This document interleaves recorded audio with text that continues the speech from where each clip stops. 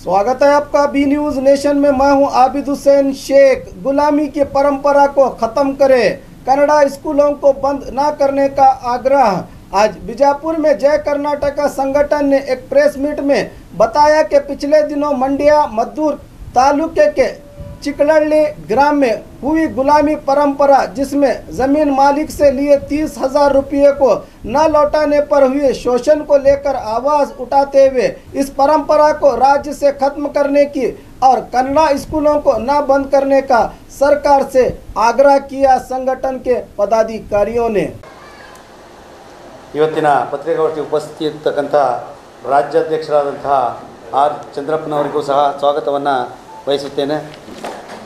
ನಿಕಟಪೂರ್ವಕ ಜಿಲ್ಲಾಧ್ಯಕ್ಷರಾದಂತಹ ರಾಜು ಹಿರೇಮಠರವರಿಗೂ ಸ್ವಾಗತವನ್ನು ಬಯಸುತ್ತೇನೆ.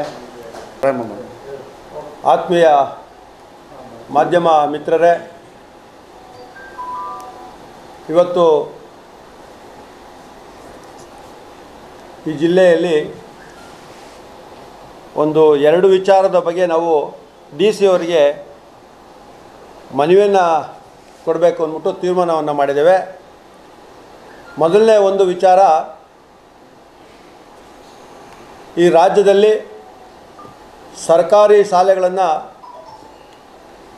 ಈಗಾಗಲೇ ಸುಮಾರು 14,387 ಸರ್ಕಾರಿ ಶಾಲೆಗಳನ್ನು ವಿಲನೀಕರಣ ಮಾಡುವ ಜೊತೆಯಲ್ಲಿ ಅದನ್ನು ಮುಚ್ಚುವಂಥ ಹುನ್ನಾರವನ್ನು ಸರ್ಕಾರ ಮಾಡ್ತಾಯಿದೆ.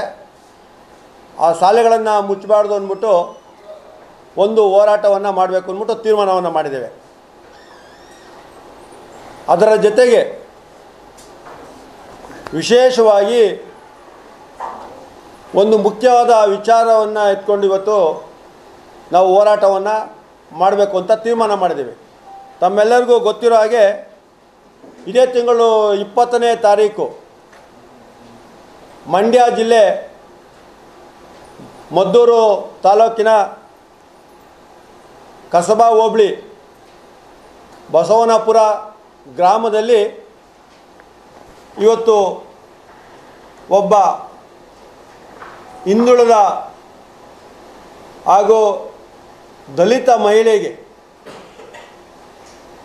ಕಿರುಕುಳವನ್ನು ಕೊಟ್ಟಿರುವಂಥ ವಿಚಾರ ತಮ್ಮೆಲ್ಲರಿಗೂ ಮಾಧ್ಯಮದಲ್ಲಿ ಈಗಾಗಲೇ ಬಿತ್ತರವಾಗಿದೆ. ಇವತ್ತು ಜೀತ ಪದ್ಧತಿ ಹೋಗಿದೆ, ನಮ್ಮ ರಾಜ್ಯದಲ್ಲಿ ಇಲ್ಲ ಅಂತ ಹೇಳ್ತಾ ಇದ್ದಾರೆ. ಆದರೆ ಈ ಸರ್ಕಾರ ಮತ್ತು ಈ ಸರ್ಕಾರ ನಡೆಸಿರುವಂಥ ಎಲ್ಲ ಅಧಿಕಾರಿಗಳು ಕಣ್ಣನ್ನು ಮುಚ್ಕೊಂಡಿದ್ದಾರೆ ಅಂತ ನನಗೆಲ್ಲೋ ಒಂದು ಕಡೆ ಅನ್ನಿಸುತ್ತೆ. ಇವತ್ತು 20ನೇ ತಾರೀಕು ಶ್ರೀಮತಿ ಜಾನಕಿ ಎಂಬ ದಲಿತ ಮಹಿಳೆ ಮೇಲೆ ನಾಗೇಶ್ ಎಂಬವರು ಹೋಗಿ ಅವರ ಮನೆಯಿಂದ ಜೀತ ಪದ್ಧತಿಗೆ ನಮ್ಮ ಮನೆಯಲ್ಲಿ ಕೆಲಸ ಮಾಡಬೇಕು ಅಂದ್ಬಿಟ್ಟು ಅವರ ಯಜಮಾನರು ಸುಮಾರು 3 ವರ್ಷಗಳ ಹಿಂದೆಯೇ ತೀರ್ಕೊಂಡಿದ್ದಾರೆ. ಅವ್ರ ಮನೆಯಲ್ಲಿ ಜೀತ ಕೆಲಸ ಮಾಡಬೇಕಾದ್ರೆ 30,000 ರೂಪಾಯಿಗಳನ್ನು ಅವ್ರು ಪಡ್ಕೊಂಡಿದ್ರು ಅಂತ ಆಗಲೇ ಈಗ ಜಾನಕಿ ಅವರು ತಿಳಿಸಿದ್ದಾರೆ. ಅವರ ಮನೆಯಲ್ಲಿ ಕೊಡ್ತಿರುವಂಥ ಕಿರುಕುಳವನ್ನು ತಾಳಲಾರದೆ ಅವರಿಗೆ ಕಣ್ಣು ತಪ್ಪಿಸಿ ಅವರು ನಾನು ಬೇರೆ ಕೆಲಸವನ್ನು ಮಾಡ್ತೀನಿ, ಇಲ್ಲಿ ಆಗಲ್ಲ ಅಂತ ಹೇಳಿದ್ರು ಸಹ ಬೆಳಗಿನ ಜಾವ 5 ಗಂಟೆಗೆ ಅವರ ಮನೆಗೆ ಹೋಗಿ ಆ ಮಹಿಳೆಯ ಮುಂತಲೆಯನ್ನು ಹಿಡ್ಕೊಂಡು ರೋಡಿನಲ್ಲಿ ಎಳ್ಕೊಂಬಂದು ಕಾರ್ನಲ್ಲಿ ಅವ್ರನ್ನ ಮಹಿಳೆಯನ್ನು ಎತ್ತಾಕೊಂಡೋಗಿರುವಂಥ ದೃಶ್ಯಗಳನ್ನು ನಾವು ನೋಡಿದ್ದೇವೆ. ನಮಗೆ ಒಂದು ಕಡೆ ಕರಳು ಕಿತ್ತು ಬರ್ತಾ ಇದೆ. ಇವತ್ತು ದಿವಸ ಸರ್ಕಾರದವರು ಅವರ ಅಧಿಕಾರಕ್ಕೋಸ್ಕರ, ಅವರ ಸೀಟ್ಗೋಸ್ಕರ ಇವತ್ತು ದಿವಸ ಪ್ರವಾಸಗಳನ್ನು ಮಾಡೋದು, ರೆಸಾರ್ಟ್ ರಾಜಕೀಯವನ್ನು ಮಾಡ್ತಾಯಿದ್ದಾರೆ.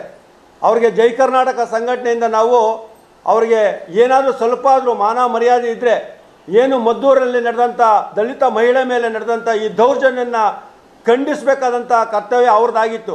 ಆದರೆ ಇವತ್ತು ಜೈ ಕರ್ನಾಟಕ ಸಂಘಟನೆ ನಾವು ಆ ವಿಚಾರವನ್ನು ಕೈಗೆತ್ತಿಕೊಂಡು ಜಿಲ್ಲೆಯಲ್ಲಿ ಒಂದು ಹೋರಾಟವನ್ನು ಮಾಡಿ ಮನವಿಯನ್ನು ಡಿ ಸಿ ಅವರಿಗೆ ಕೊಡಬೇಕು ಅಂತ ತೀರ್ಮಾನ ಮಾಡಿದ್ದೇವೆ. ಇದರ ಮುಖಾಂತರ ಮಾನ್ಯ ಮುಖ್ಯಮಂತ್ರಿಗಳಿಗೆ ಜೈ ಕರ್ನಾಟಕ ಸಂಘಟನೆ ಎಚ್ಚರಿಕೆಯನ್ನು ಕೊಡ್ತಾ ಇದ್ದೇವೆ. ಜೀತ ಪದ್ಧತಿ ಎಲ್ಲಿ ನಾಶವಾಗಿದೆ, ಎಲ್ಲಿ ನೀವು ಆ ಪದ್ಧತಿಯನ್ನು ಹಿಂತಗೊಂಡಿದ್ದೀರಾ? ಸುಮಾರು ಮಂಡ್ಯ ಜಿಲ್ಲೆಯಲ್ಲೇ ಸುಮಾರು 50 ಕುಟುಂಬಗಳು ಇವತ್ತು ದಿವಸ ಜೀತ ಪದ್ಧತಿಯಲ್ಲಿ ನಡೀತಾ ಇದೆ. ಇವನ್ನೆಲ್ಲ ಅಧಿಕಾರಿಗಳು ಕಣ್ಣು ಮುಚ್ಕೊಂಡು ನೋಡ್ಕೊಂಡು ಕುಂತಿದ್ದಾರೆ. ಅದಕ್ಕೋಸ್ಕರ ನಾವು ಏನು ಆ ದಲಿತ ಮಹಿಳೆಗೆ ಅನ್ಯಾಯವಾಗಿದೆ, ಅದಕ್ಕೋಸ್ಕರ ಜೈ ಕರ್ನಾಟಕ ಸಂಘಟನೆ ಸುಮ್ಮನೆ ಕೂರೋದಿಲ್ಲ. ಈಗಾಗಲೇ ಮಾಧ್ಯಮದಲ್ಲಿ ನಾವು ನೋಡಿದ್ದೇವೆ, ಆ ಮಹಿಳೆಗೆ ಈ ಸರ್ಕಾರ ಏನು ಅನುದಾನವನ್ನು ಕೊಡೋದಾಗಲಿ ಏನು ಎಲ್ಲ ಕೆಲವು ವಿಚಾರಗಳನ್ನ ತಿಳಿಸಿದ್ದಾರೆ. ನಮಗೆ ಅದು ಅನುದಾನ ಕೊಡೋದಾಗಿರ್ಬೋದು, ಸಂತಾನ ಹೇಳೋದು ನಮಗೆ ಮುಖ್ಯವಲ್ಲ. ಈ ರೀತಿ ಕರ್ನಾಟಕ ರಾಜ್ಯದಲ್ಲಿ ಯಾವುದೇ ಥರದ ಅಹಿತಕರ ಘಟನೆ ಮಹಿಳೆ ಮೇಲೆ, ಅದು ದಲಿತ ಮಹಿಳೆ ಮೇಲೆ ನಡೆದಿರೋದು ಖಂಡನೀಯ.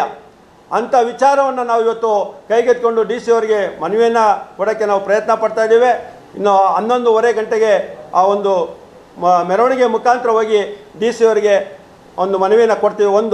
ಮತ್ತು ಈಗಾಗಲೇ ನಾನು ಮೊದಲೇ ತಿಳಿಸಿದಾಗೆ ಸರ್ಕಾರಿ ಶಾಲೆಗಳ ವಿಚಾರವಾಗೂ ಸಹ ನಾವು ಇವತ್ತು ದಿವಸ 30 ಜಿಲ್ಲೆಗಳಲ್ಲಿ ಡಿ ಸಿ ಅವರಿಗೆ ಮನವಿಯನ್ನು ಕೊಡೋಕ್ಕೆ ನಾವು ಪ್ರಾರಂಭ ಮಾಡಿದ್ದೇವೆ. ಈಗಾಗಲೇ 11 ಜಿಲ್ಲೆಗಳನ್ನು ನಾವು ಮುಗಿಸಿದ್ದೇವೆ. ಎಲ್ಲ 30 ಜಿಲ್ಲೆಗಳಲ್ಲೂ ಸರ್ಕಾರಿ ಶಾಲೆಗಳನ್ನು ಮುಚ್ಚಬಾರ್ದು ಅಂದ್ಬಿಟ್ಟು ಡಿ ಸಿ ಅವರಿಗೆ ಮನವಿಯನ್ನು ಕೊಡ್ತಾ ಇದ್ದೇವೆ. ಮತ್ತು ನಮ್ಮ ಸರ್ಕಾರಕ್ಕೂ ಸಹ ಎಚ್ಚರಿಕೆಯನ್ನು ಸಹ ನಾವು ಕೊಡ್ತಾ ಇದ್ದೇವೆ. ಇದರಿಂದ ಗ್ರಾಮೀಣ ಪ್ರದೇಶದಲ್ಲಿ ಓದುವಂಥ ಮಕ್ಕಳಿಗೆ ತುಂಬ ಅನ್ಯಾಯವಾಗುತ್ತೆ. ಇವತ್ತಿನ ದಿವಸ ಖಾಸಗಿ ಶಾಲೆಗಳಲ್ಲಿ ಓದುವಂಥವ್ರಿಗೆ ಅದಕ್ಕೆ ಅನುಕೂಲವಾಗುವಂಥ ಕೆಲಸವನ್ನು ಸರ್ಕಾರ ಮಾಡ್ತಾ ಇದೆ.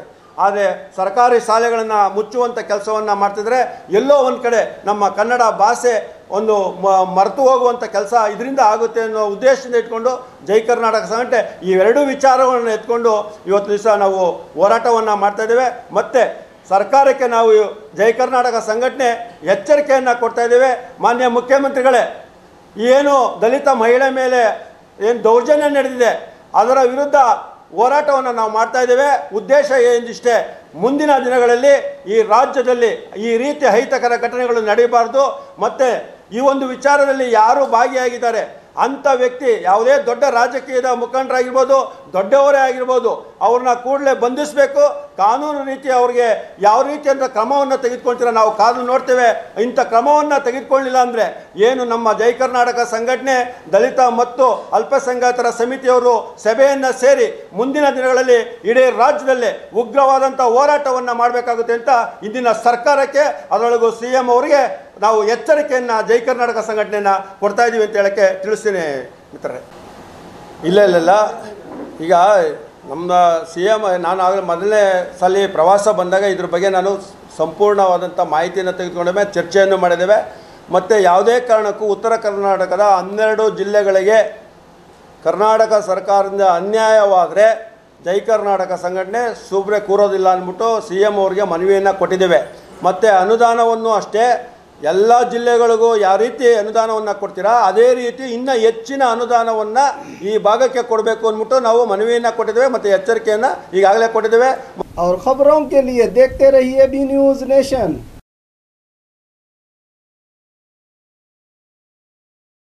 बी न्यूज़ नेशन के लेटेस्ट न्यूज़ों को अपने मोबाइल में देखने के लिए यूट्यूब में बी न्यूज़ नेशन के चैनल के सब्सक्राइब आइकॉन को दबाएं और फिर बेल आइकॉन को दबाने पर आप लेटेस्ट न्यूज़ों को देख सकते हैं।